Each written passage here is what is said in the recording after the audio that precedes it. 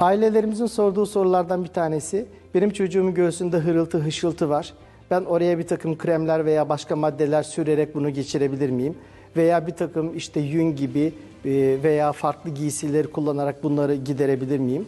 Aslında birkaç günlük öksürük ve hırıltılarda, akut durumlarda, enfeksiyon kaynaklı durumlarda bir takım rahatlatıcı şeylerin yapılması geçici olarak fayda verebilir.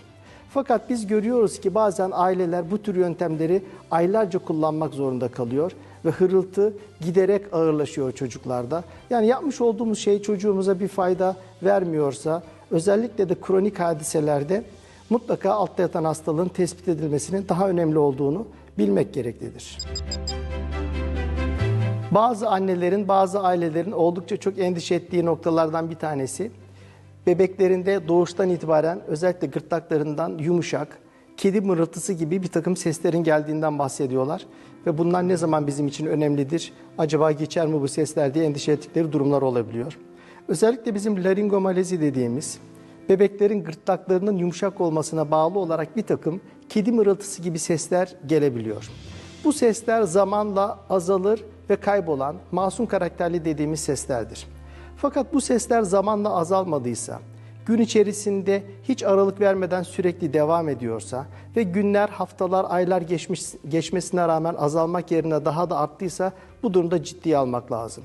En önemli noktalardan bir tanesi de bazen bu sesler çocuğumuz nefes aldığı zaman ortaya çıkar. Fakat çocuğumuz hem nefes aldığı hem nefes verdiği zaman ortaya çıkıyorsa yine problemli demektir. Çocuğumuzun beslenmesinde bozulma yapıyorsa, kilo alımı iyi değilse, apne dediğimiz nefes durmasına sebep oluyorsa ve solunum zorluğuna sebep oluyorsa mutlaka gerçekten masum karakterli bir malezi dediğimiz kıkırdak yumuşaklığı mı var, yoksa doğuştan daha ciddi problemlerin olup olmadığını araştırmak ve gerekirse de bir endoskopik muayene ile bu hırıltı hışıltının sebebini araştırmak gereklidir.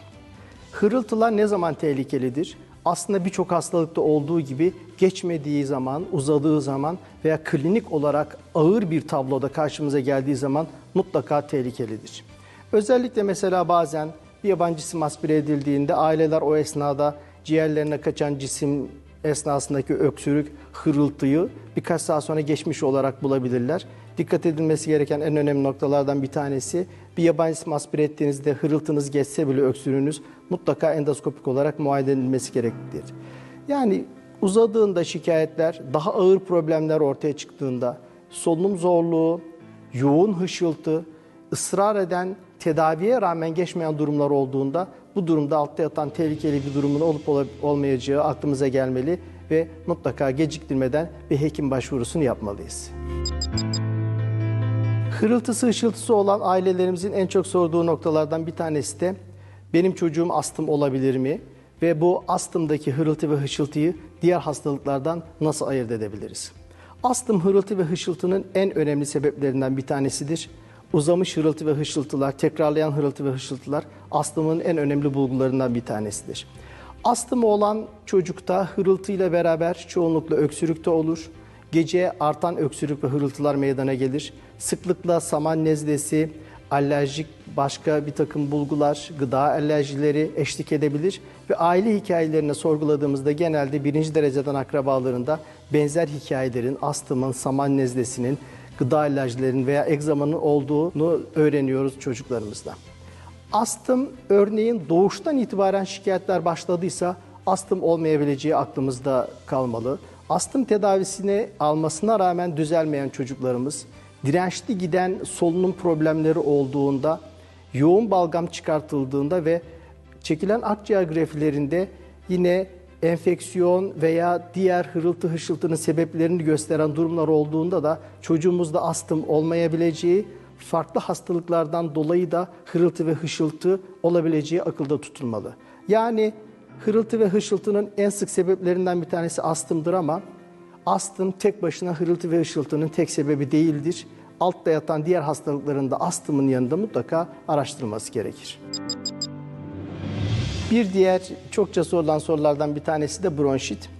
Özellikle bazı mevsimlerde bronşit salgınlarının çok sık olduğu durumlarda çocuklarda öksürük ve hırıltıyı çokça görürüz. Bronşit kendini sınırlayan bir hastalık.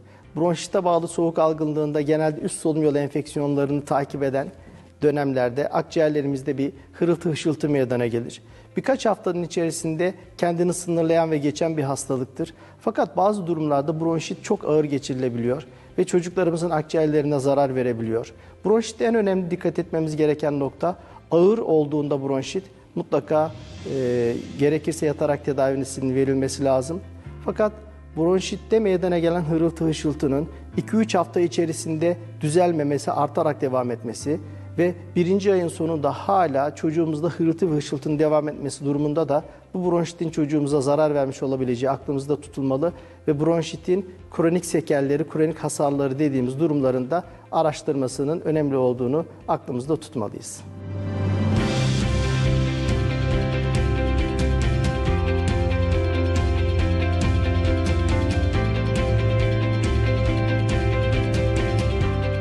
Bugün sizlerle çocukluk çağındaki hırıltı ve hışıltıları konuşmaya çalıştık. Gördüğümüz gibi bazen çok basit hastalıklarda hırıltı hışıltı meydana gelebildiği gibi hayatı tehdit eden durumlarda dahi hırıltı hışıltı meydana gelebilir.